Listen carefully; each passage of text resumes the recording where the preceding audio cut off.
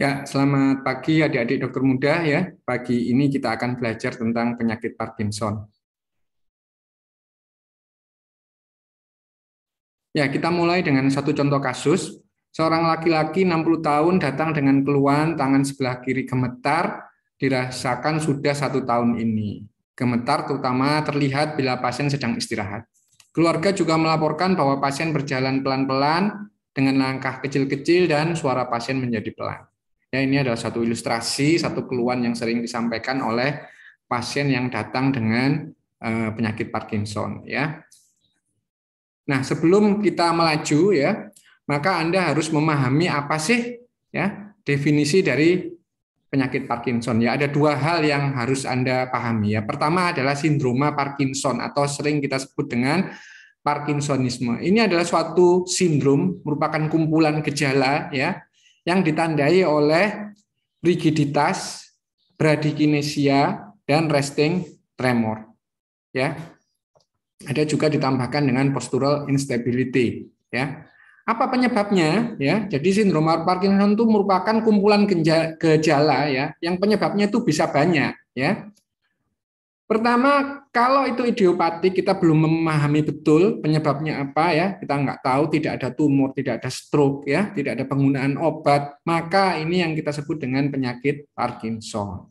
Ya, bisa juga disebabkan oleh obat-obatan ya, misalnya penggunaan neuroleptik ya, obat antipsikotik, misalnya klorpromasin, haloperidol ya, trifluperasin itu bisa menyebabkan sindroma Parkinson, atau penggunaan obat muntah ya, metoclopramid itu juga bisa. Penggunaan obat vertigo, flunarisin dan beberapa antidepresan ya. Stroke yang melibatkan ganglia basalis atau melibatkan substansia nigra ya, mesencephalon itu juga bisa menyebabkan sindroma Parkinson. Brain tumor ya, Parkinson plus syndrome. Jadi banyak etiologinya ya. Kemudian keracunan ini ya, zat pengotor dari heroin ya, MPTP itu ya, itu akan menyebabkan gejala mirip dengan Parkinson ya. Jadi ingat, ada sindroma Parkinson, ada penyakit Parkinson. Penyakit Parkinson itu sebetulnya adalah penyakit yang ditandai dengan gejala sindroma Parkinson yang idiopatik ya. Tuh, jadi misalnya ada orang habis minum metoclopramid, kemudian mengalami sindroma Parkinson dia, maka kita sebut dia adalah Parkinsonisme yang disebabkan oleh obat. Ya, penanganannya akan sangat berbeda. Ya. Bagaimana sih bisa terjadi gejala-gejala penyakit Parkinson ya, atau bagaimana sih bisa terjadi satu Parkinsonisme ya? Sistem ekstrapiramidal itu akan berjalan dengan baik ya kalau ada keseimbangan antara dopamin dengan asetilkolin ya. Kalau ini seimbang, maka gerakan itu bisa berjalan dengan mulus ya, tidak rigid, tidak patah-patah, dengan kecepatan yang enak ya, gerakan yang nyaman, tidak gemetar. Itu butuh keseimbangan dua neurotransmitter ini, yaitu dopamin dan asetilkolin. Ya. Apa yang terjadi pada penyakit Parkinson adalah sel-sel yang menghasilkan neurotransmitter dopamin yang berada di substansia nigra, ya normal itu harusnya penuh, padat sel-selnya seperti ini, ya. Karena suatu hal yang kita masih belum memahami, ya, bisa karena suatu neurodegeneratif yang paling sering ya, akoksidan bebas, macam-macam teorinya ya, maka jumlah sel-sel neuron dopamin di substansia nigra ini berkurang sangat drastis ya. Lebih dari 80%, sehingga bermanifest menjadi sindroma Parkinson ya. Jadi untuk timbul sindrom Parkinson tuh harus 80% lebih neuron dopamin itu tidak berfungsi ya, atau lebih dari 80% reseptor dopamin itu terduduki oleh suatu obat, misalnya suatu neuroleptik misalnya ya.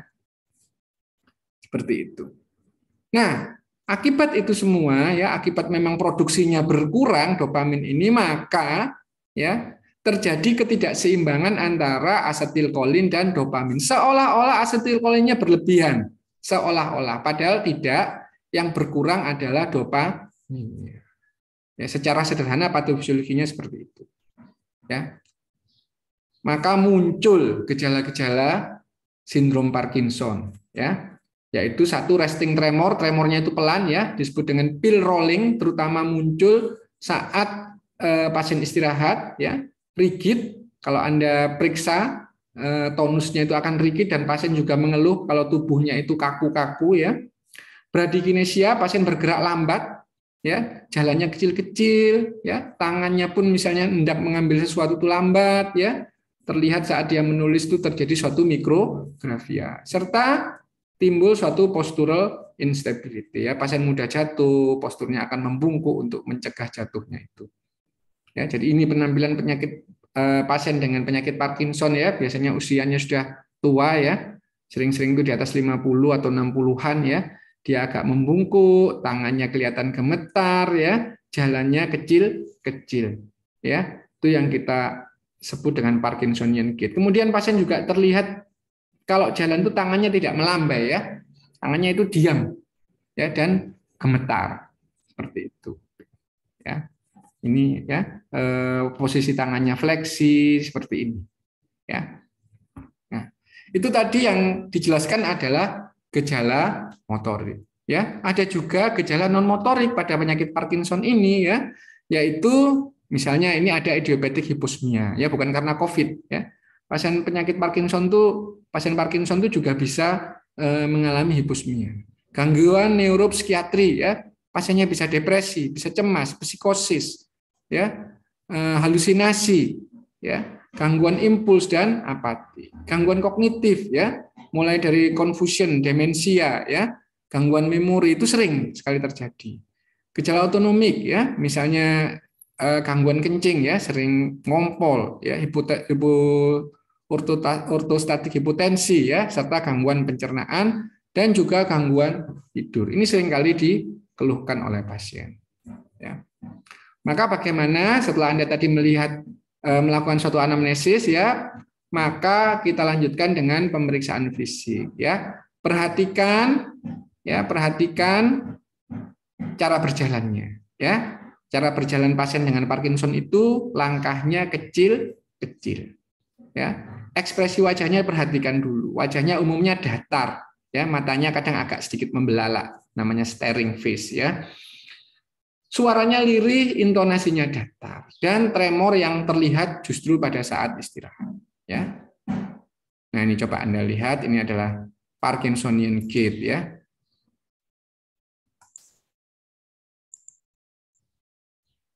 This gait is the gait that is a hypokinetic gait. The prototype is Parkinson's or Parkinsonian type of gait, in which the patient will have a posture which will be stooped over, lean forward, and then agak membungkuk gitu. Perhatikan, ya, tangannya tidak mengayun. Ya. Kadang memulai berjalan itu demikian sulit, ya. Ya, ini demonstrasinya sangat bagus ini, ya. Perhatikan.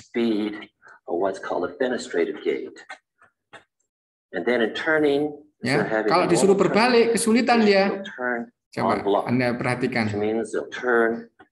Almost as a statue moving around, and then again having difficulty starting in the marche petit pas.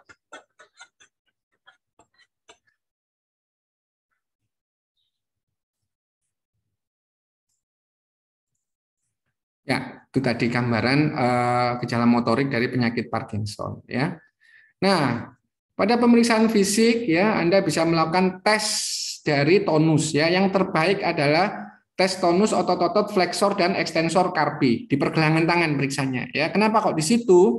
Karena otot-otot flexor dan ekstensor carpi itu jumlahnya banyak, ya. Jadi kalau terganggu tonusnya akan semakin terlihat, ya. Anda yang akan merasakan namanya tonus yang rigid, ya, jadi mirip dengan roda pedati kalau digerakkan tuh patah-patah gitu, ya, deg deg deg deg gitu ya. Nanti kalau ada pasiennya Anda harus periksa, Anda tidak akan lupa ya. Kemudian bisa juga Anda melakukan tes retropulsif ya. Nanti dilihat di YouTube-nya ini, saya sudah siapkan linknya ya. Anda bisa lihat sendiri nanti ya. Oke, sehingga diagnosis penyakit Parkinson itu didasarkan pada klinis ya.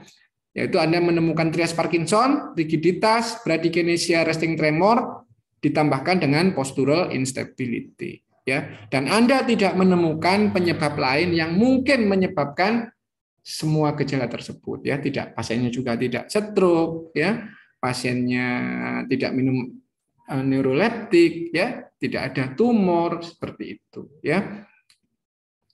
Ini perhatikan ya, ini diagnosisnya adalah probable Parkinson ya. Untuk diagnosis pasti memang harus kita melakukan suatu biopsi, tapi kan nggak mungkin ya. Tuh, cukup secara klinis seperti ini. Ya. Apa diagnosis bandingnya? Ya, satu, ya sindroma Parkinson itu sendiri. Ya, barangkali ya rigiditas bradykinesianya itu akibat minum obat neuroleptik. Oh, ternyata ini pasien bisa disambang lihum, Dok. Sudah lama minum klorpromasin 3 kali 100 mili. Nah, ya, maka gejala tadi mungkin bukan penyakit Parkinson tapi drug-induced Parkinsonisme. Oh, pasiennya itu selain dia gemetaran, ya, dia juga ternyata kekuatan motoriknya itu yang sisi yang gemetar itu ternyata enggak 5, tetapi 3. Ya, pasiennya hipertensi, diabetes. Ya, maka, mungkin ini bukan Parkinson tapi stroke. Ya. Oh, pasiennya gemetaran, jalannya kecil-kecil, tapi juga ada kejang dan nyeri kepala. Ya, setelah kita CT scan ternyata brain tumor. Dan yang mungkin agak jarang ya adalah penyakit yang kita sebut dengan Parkinson plus syndrome. Ya, ini jarang sekali di Indonesia ya. Gejalanya mirip dengan Parkinson, biasanya pasiennya usianya lebih muda ya. Dan untuk membedakannya biasanya Parkinson plus syndrome ini dia resisten terhadap levodopa. Jadi kasih levodopa nggak ngefek. Ya, dan juga seringkali ada tanda-tanda lain seperti gangguan kognitif dan gangguan cerebellum. Ya, ini misalnya Parkinson plus syndrome itu misalnya multiple system atrophy ya, MSA, dan tidak usah diperhatikan ya, itu sulit ya. Kasusnya itu saya selama jadi spesialis saraf itu baru ketemu 1. Ya, jadi lupakan deh yang nomor 4 ini ya. Nah, TD yang juga sering muncul adalah essential tremor ya. Tremor yang disebabkan atau lebih mudah kita sebut dengan tremor idiopatik, tidak jelas esensial tremor penyebabnya apa ya. Apa yang membedakan? Kalau esensial tremor itu relatif frekuensinya lebih tinggi, pasiennya usianya lebih muda ya, kemudian justru terjadi pada saat digerakkan ya, bukan saat istirahat ya. Juga frekuensinya lebih tinggi ya, di atas 6 Hz lah seperti itu. Dan kita tidak ketemu trias Parkinson yang lain, tidak ada bradykinesia, tidak ada postural instability ya, tidak ada rigiditas, itu pada essential tremor. Jadi hati-hati ya, tidak semua tremor itu Parkinson ya. Pemeriksaan penunjang apa yang bisa kita lakukan ya? Yang paling mudah itu kita lakukan tes levodopa ya. Coba aja dikasih levodopa 2 minggu gitu ya, membaik enggak? Kalau membaik, that is Parkinson disease ya. Tapi kalau tidak membaik, sugestif, mungkin bukan Parkinson. Ya, jadi cara satu ciri khas dari penyakit Parkinson itu dia sangat responsif dengan pemberian levodopa ya. Itu murah sekali ya. Pasien Parkinsonisme karena stroke misalnya itu diberi levodopa enggak mempan ya, tidak membaik. Apakah perlu pemeriksaan neuroimaging, MRI atau CT scan? Ya, boleh jika klinisi ya, jika dokter masih mendede dengan penyakit yang lain. Ya, misalnya, aduh ini Parkinson atau stroke ya. Ya, kok tensinya kok tinggi. ya, tapi kok nggak hemiparesis ya. Kalau ragu-ragu boleh kita lanjutkan MRI atau CT scan ya. Kok plus nyeri kepala ya, yang kronis, jangan-jangan tumor ya, boleh ditambahkan neuroimaging. Tapi kalau tidak ada kecurigaan ke arah sana, tentu kita tidak perlu membuang biaya ya, cukup levodopa tes. Wah bagus kasih levodopa ya sudah ya. Nah, setelah kita melakukan diagnosis ya, kita melakukan terapi ya. Non farmakologi dulu ya. Nah, gaya hidup yang sehat ya, pasien kita minta untuk istirahat yang cukup ya, kemudian makan yang bagus, gizi seimbang ya, kemudian berlatih ya, bisa mulai berbagai macam senam ya, cara berjalannya diperbaiki, terapi menari macam-macam. Intinya pasien Parkinson tuh harus belajar bergerak ya, itu. Kemudian kita hindarkan dari bahan-bahan yang mungkin bersifat neurotoksik ya, misalnya penggunaan obat nyamuk bakar atau obat nyamuk semprot, ya itu tentunya semua harus dihindarkan. Farmakologi pilihan utama memang adalah levodopa ya, karena apa? Pada penyakit Parkinson itu dopaminnya memang berkurang. Untuk menambah dopamin itu bisa kita berikan levodopa ya. Boleh diberikan tambahan antikolinergik. Ingat tadi dikatakan bahwa asetilkolinnya seolah-olah berlebihan. Agar seimbang, diberilah obat antikolinergik. Misalnya triheksilpenidil. Ya, ini terutama bagus kalau gejala tremor itu dominan. Ya, cuma tolong bijaksana menggunakan triheksilpenidil ini karena obat ini dapat menurunkan fungsi kognitif. Ya, hati-hati. Nah, alternatif berikutnya adalah penggunaan agonis reseptor dopamin D2 ya, yang ada obatnya di Indonesia itu pramipexole ya, yang ada di BPJS. Sebetulnya ada lagi obat ropinirol tapi nggak ada di BPJS, susah deh ya. Udah pramipexole saja ya. D2 agonis itu berguna pada penyakit Parkinson yang gejala motoriknya belum terlalu berat ya, belum terlalu kaku ya, belum terlalu bradikinesia, itu bisa diberikan D2 agonis tanpa levodopa. Ya. Akan tetapi kalau Anda sudah melihat pasiennya sudah seperti yang contoh di video tadi misalnya, maka penggunaan D2 agonis saja itu tidak cukup. Pasien yang seperti itu harus mendapatkan levodopa. Ya. Tuh. Lalu apakah masih ada gunanya D2 agonis ini ya pada pasien Parkinson yang sudah jelas gejala motoriknya? Masih ya, pemberian D2 agonis itu berguna untuk mengurangi fluktuasi atau mengurangi kejadian diskinesia akibat pemberian levodopa ya. Jadi masih ada gunanya ya, tetapi secara umum untuk adik-adik dokter umum mulailah saja dengan levodopa dan antikolinergik ya, yang ini nggak usah deh ya, daripada nanti susah mikirnya. Ya, ini contohnya obat yang isinya levodopa dengan benserazid ya. Ini bukan promosi, supaya kamu tahu aja ya. Seorang dokter yang baik itu tahu bentuk obatnya itu seperti apa ya, harganya berapa, kemasannya bagaimana. Ya. Ini adalah triheksilpenidil ya. Hati-hati ya obat ini ya, karena dapat menurunkan fungsi kognitif dan seringkali disalahgunakan oleh anak-anak nakal untuk mabuk ya. Hati-hati. Nah, ini yang dopamin 2 agonis ya, pramipexole ya. Tuh. Nah, ini contoh resep, misalnya Anda dapat pasien Parkinson baru ya, berikan tablet levodopa, coba dulu 2 kali sehari, triheksilpenidil 2 kali sehari ya. Lihat responnya bagaimana. Intinya kalau baik, pelan-pelan triheksilpenidil ini dikurangi ya, kalau bisa nggak usah pakai ya, karena dapat mengganggu fungsi kognitif. Tapi di awal-awal boleh ya, untuk membantu perbaikan klinis terutama gejala tremornya.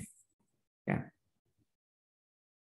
Prognosisnya bagaimana? Secara umum prognosis penyakit Parkinson itu jelek ya, karena itu adalah suatu penyakit neurodegeneratif ya. Ini adalah satu stage dari penyakit Parkinson ya, ada 5 stage, mulai dari ringan yaitu masih hanya sekedar tremor, rigiditas yang enggak terlalu kaku ya, kaki yang malas gerak ya. Nah, wajah yang kurang ekspresif, tapi masih belum terlalu terlihat. Ya. 2 masih dikatakan mild, ya, mukanya mulai kelihatan datar, jarang berkedip, ya, bicara mulai pelan, ya, otot tubuh mulai kaku. Ketiga, moderate, ya, keseimbangan mulai terganggu, ya, tidak bisa melakukan gerakan penyesuaian yang cepat. Kalau dorong gampang jatuh, ya. Semua gejala-gejalanya sudah muncul. Grade 4 severe, ya, sudah berat sekali, susah sekali, bisa jalan tapi sudah susah, sudah sulit banget, ya. Nggak bisa lagi hidup sendiri dan butuh bantuan, ya.